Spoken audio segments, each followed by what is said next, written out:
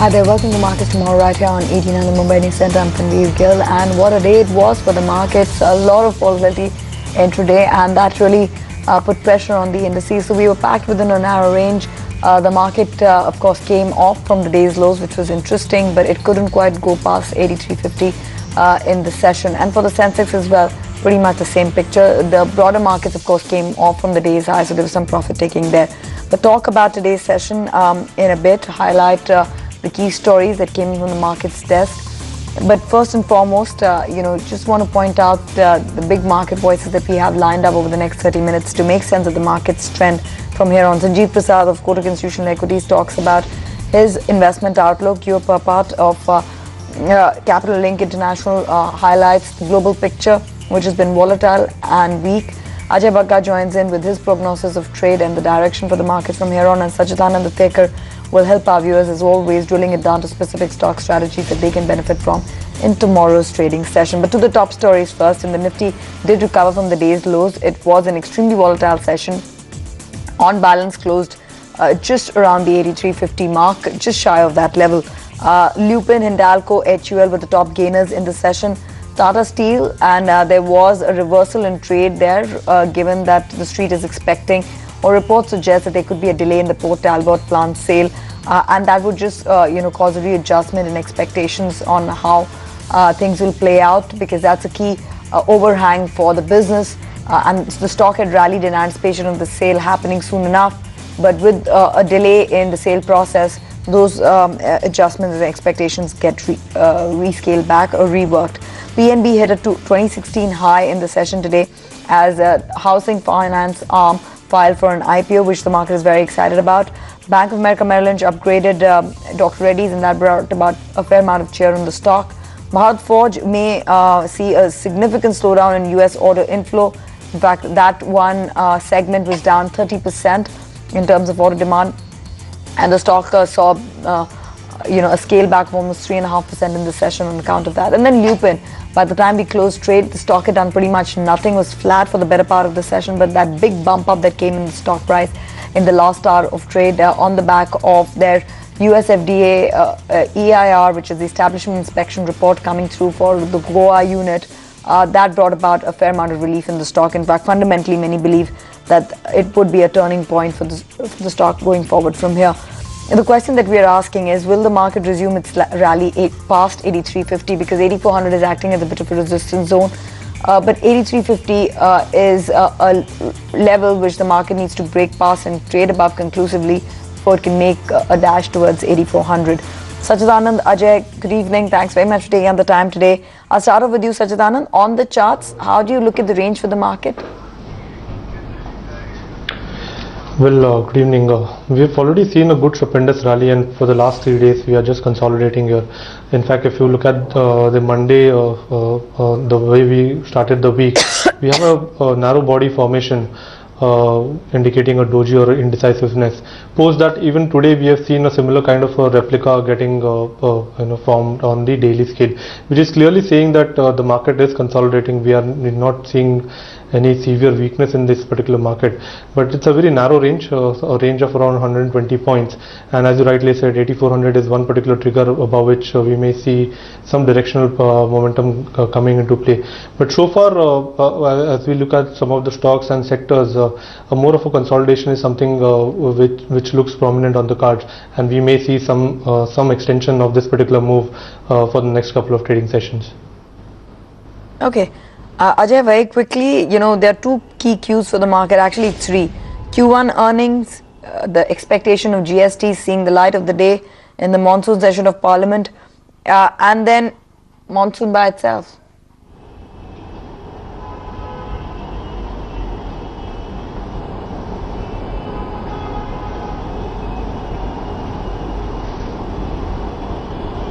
Okay, but those are the three local cues that the market will be following very closely on domestic turf, which can lift sentiment for the markets. But remember, we are also in tandem, moving and keeping a hawk's eye on what's happening globally. Any kind of volatility in global markets can peg us back a few levels on our index too. But the big story of the day, and let's start off with the stock specific action in the session today, because there was enough and more. Darshan joins in with a quick run through on the big story, which was Lupin. Stock reacted, went up 7% in trade. In a move that was a big shot in the arm, the US FDA gave the establishment inspection report, which is almost an all clear for the Goa facility. What does this mean for Lupin's business coming out of Goa and the products that are awaiting approval from that plant, Darshan? So it's definitely good news for Lupin, but it's still partial relief that is coming in for the counter. And the reason I'm saying partial relief is that, the EIR or the inspection report that has come in from the US FDA pertains to, the inspection that was done in 2015. Post that, there was a re-inspection and, there were repeat issues that the US FDA found, and that was in 2015, that was in 2016, and that is still being awaited. So there's no clarity on that. But overall, if you look at it, the move is extremely positive because, if they've gotten EIR from the US FDA, that means the chances of an import alert or a warning letter are virtually out for the counter. They have a lot of exposure, and because of the issues that were pending, the newer approvals were not coming in. So financially, this does not change anything for Lupin overnight. But what happens is the fact that now the products that were in the ANDA pipeline will get approval. This is the biggest plant for Lupin that is catering to the US market. They have almost 30 ANDAs that are pending. As far as the US contribution is concerned, this is the largest contributor. So overall, sentimentally extremely positive. And if you see that there's nothing come out on the 2016 inspection, but that the 2015 inspection was the basis on which the entire problem was raised, and that has been cleared. So analysts are saying that this is a very positive move for Lupin. Yes, indeed. And the 3-month chart on Lupin will reflect that, because this piece of news had caused enough and more price damage for the stock, so much so that it was dwindling around. So it went all the way down to about 14, 20 odd levels, if you can see. That was the lowest in the last 3 months. And from there, what a comeback the stock has made. Even in today's session, in a single trading day, the stock gained 120 rupees. And that's impressive. Is there more to go? Because the stock is seen high above 2100 at one point. Sacchitanand, your take?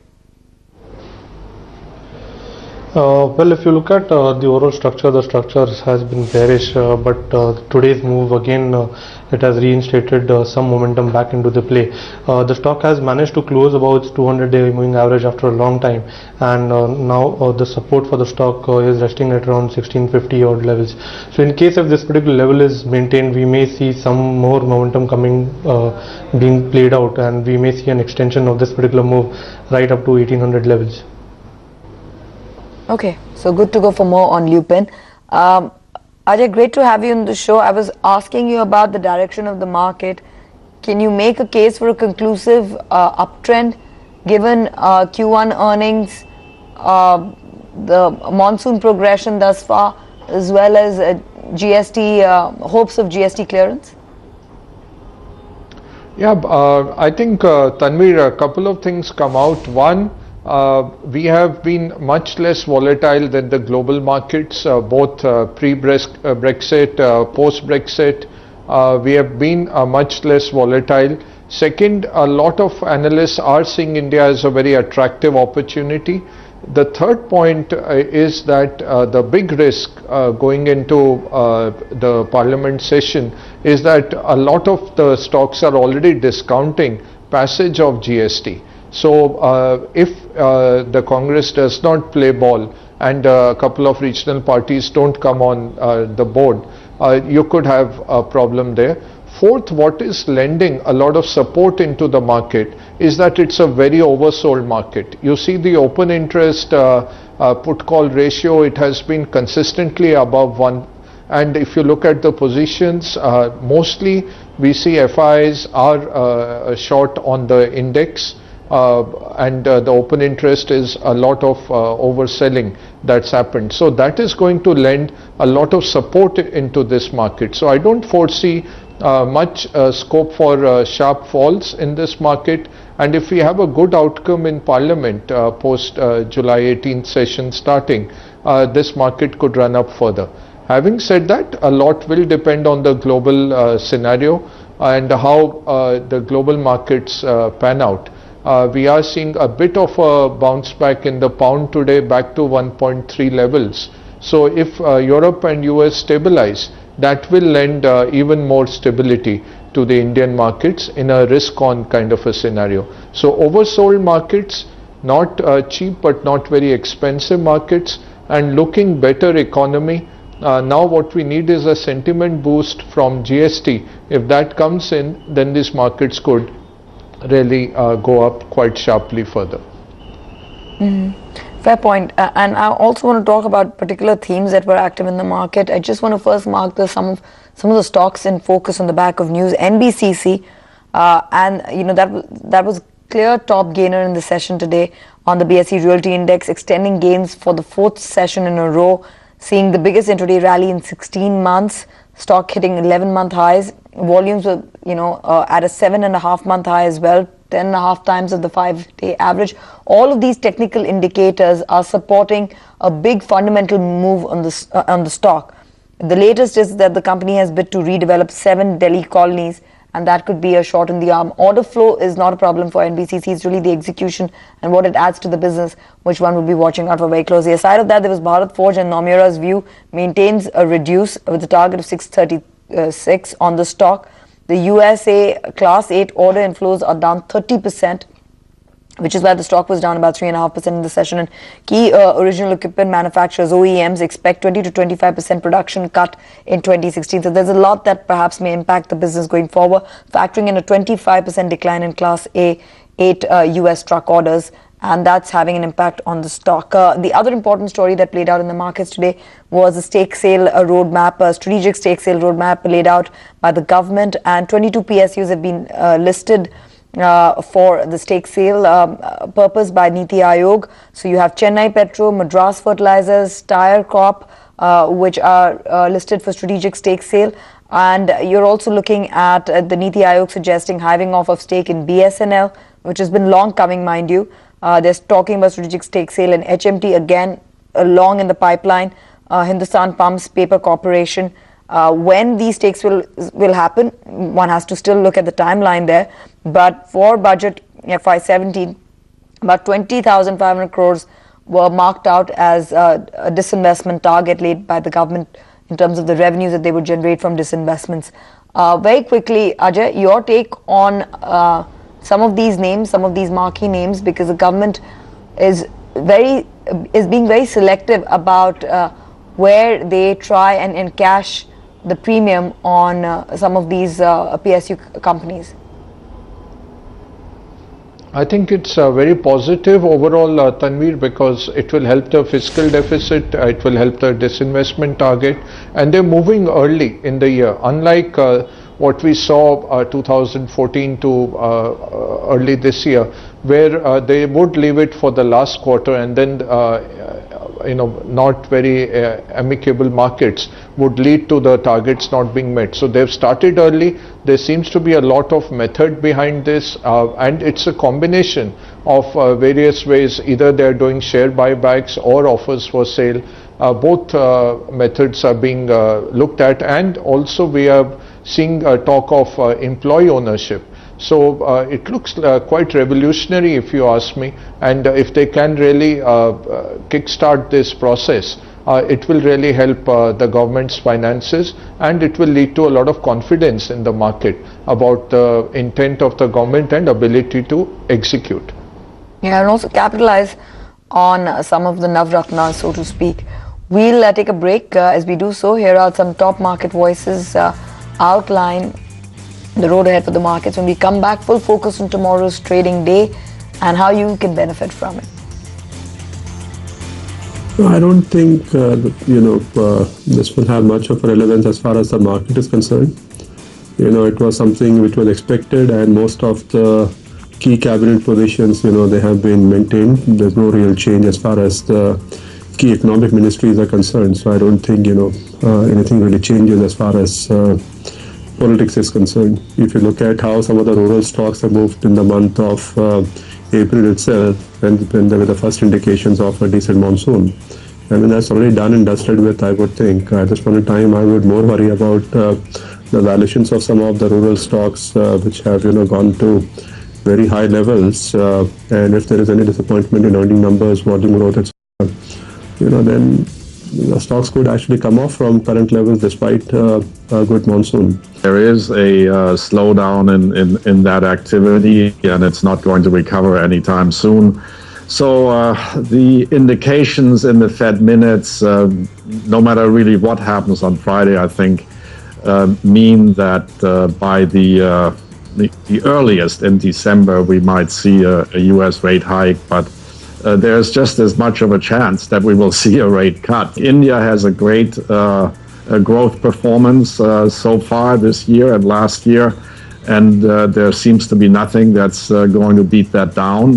What India probably needs at this point is still a somewhat lower real effective exchange rate.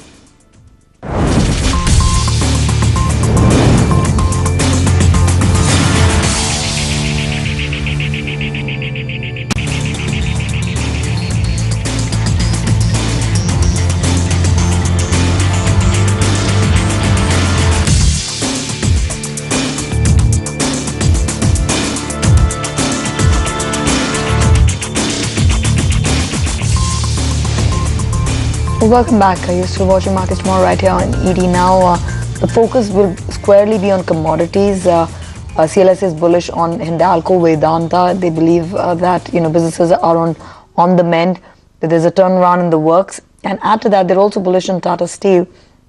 But the reason why the stock was down today is because there's a question mark on whether or not they'll go ahead with the Port Talbot plant sale in the United Kingdom or put it on hold given the outcome of the EU referendum, which is Brexit, so to speak. But before we touch upon that story, just want to highlight what this means for the fundamentals of the business going forward. Should bring up actually the year-to-date chart of Tata Steel, because over the last 3 months, in anticipation that this plant sale would happen, the stock had rallied quite a bit. So you can see that little blip down after 3 months steady period on the stock.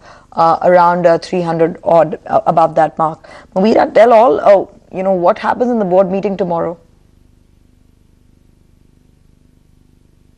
Oh yes, all eyes will be on the Tata Steel board meet tomorrow, wherein there finally may be some sort of official announcement on what the company plans to do with respect to its Port Talbot works. Remember that it has been in the rounds since quite some time. The Tata Steel may have actually put the Port Talbot sale plans on the back burner. A couple of reasons on that one. Firstly, of course, the UK government is actually providing a very lucrative offer for bidders. A multi-million pound loan, a 25% stake, and probably some tweaks with respect to the British Steel Pension Scheme, which is actually the main pain point for a lot of bidders. It's about 14 billion pounds and 700 million pounds of a deficit in that one. So that is something that as well may tempt bidders. And of course, most recently, of course, the Brexit concerns. Tata Steel does want to assess the economic impact of the Brexit concerns around the sale of its Port Talbot works. So it may be wanting to either pause the sale plans or maybe shelve it off completely. That's an announcement that we should watch out for tomorrow in the board meeting, where of course even Sajid Javed will be present in Mumbai for that one. Thanks, Mubina, for that. Ajay, how are you looking at the entire commodities basket? Aluminium, copper. If you look at the underlying commodities, they have bounced back from the lows. The gains are most exaggerated in zinc. And of course, we all know the story with steel prices and what it's doing for the businesses in India. Tata Steel being a consolidated player, everything is going well for the business except this pain point, like Mubina pointed out, in the UK business. What's the overall view here? Tanvir, overall, still it is more supply, less demand globally, but India has become one of the most protectionist countries. For steel, a lot will depend on August. Will the MIP be further extended, or does it come in some other form? Aluminium looks like some protection will be given with enhanced import duties, not an MIP. So year on year, there is a big difference in the cash flows and in the production.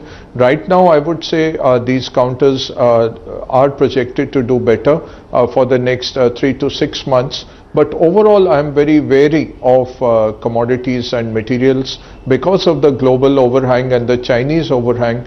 And the biggest risk is Chinese slowdown, which can really, cascade down onto these companies as well. So I would be cautious. I would keep a very limited allocation to these counters. But right now, for the next 3 to 6 months, there seems to be a lot of visibility of them doing better.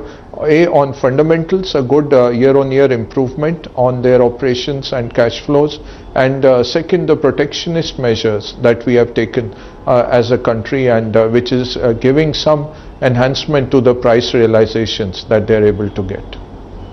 Okay, fair point. Sacchitanand, let's get in your stock ideas that viewers can benefit from. I think you have 3 buy calls for tomorrow. Well, absolutely, yes. The first one is the buy call on HUL.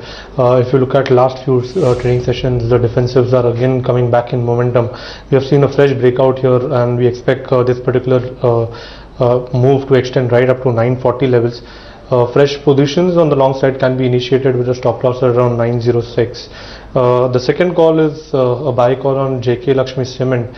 If you look at the entire mid-cap space has been in action, we are seeing a fresh continuation pattern getting developed here, indicating a short-term move of around up to 425, and a stop loss can be placed at around 392. The third call is again a buy call from the cement space, where we expect a strong rally to continue.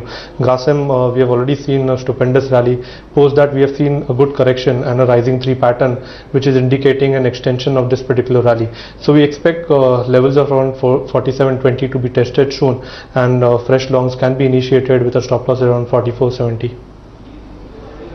Okay, thanks for that. Very quickly on Tata Steel as well, Sacchitanand, what is the trend looking like? In fact, if you could extend that to your outlook on Hindalco and Vedanta too.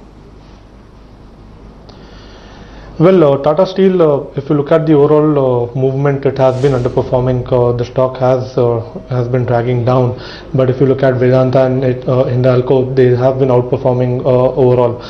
If you look at Tata Steel, now it is trading close to its 200-day moving average, which is placed around nearly around 300.